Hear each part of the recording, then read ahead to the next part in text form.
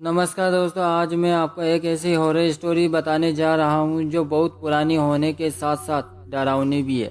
और यकीन मानिए, यह कहानी पढ़कर आप हैरान हो जाओगे। हो सकता है आपने यह कहानी पहले से कहीं पढ़ी हो या सुनी हो, तो आप हमारी इस चैनल पर और भी सच्ची घटना पर आधारित हॉरर स्टोरी मिल जाएगी जिसे आप सुन सकते हैं। और इस हॉरर स्टोरी को पूरा डिटेल में हम आपको सुनाएंगे। तो चलिए स्टोरी स्टार्ट करते हैं। यह कहानी एक डॉल यानी गुड़िया की है जिसका नाम है एनाबेना डॉल।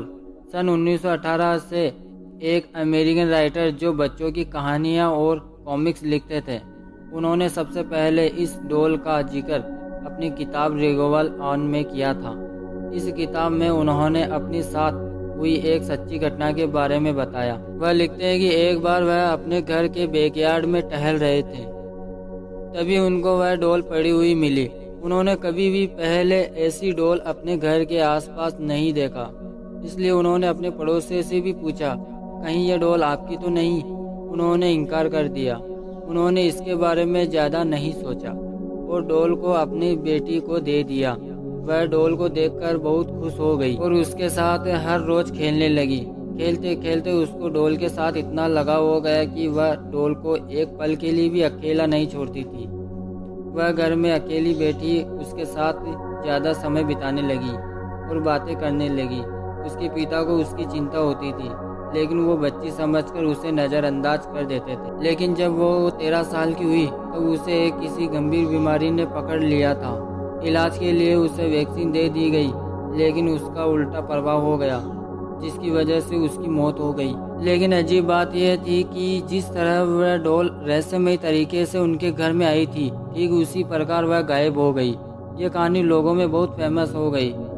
इसके बाद वो डॉल कई सालों तक नजर नहीं आई और फिर बाद में धीरे धीरे लोग इसे भूल गए। लेकिन 1970 में यह डॉल हॉबी स्टोर नाम की दुकान में नजर आई। एक दिन किसी महिला को वह डॉल पसंद आ गई और उसने यह डॉल खरीद ली।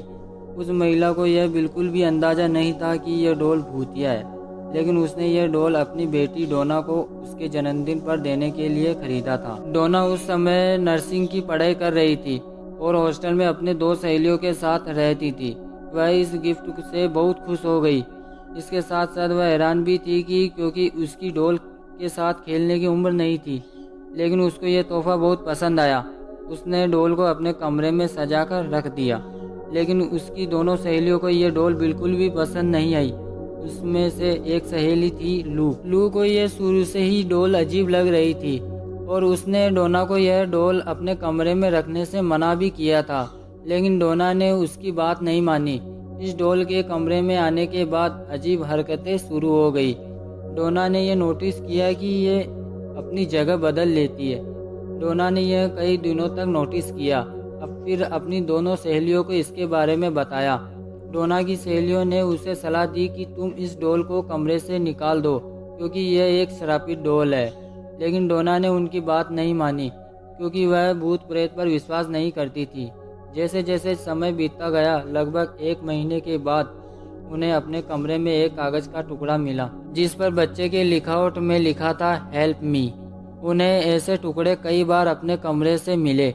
एक दिन जब तीनों सहेलियां अपने कमरे में पहुंची तो उन्हें देखा कि डॉल छाती पर और कमर पर लाल रंग के निशान पड़ गए हैं। लेकिन क्योंकि वह नर्सिंग कर रहे थे तो उन्होंने इसका ज़्यादा समय नहीं लगाया पता लगाने में यह है क्या चीज़। तो ये पता चला कि यह रंग नहीं, यह खून है।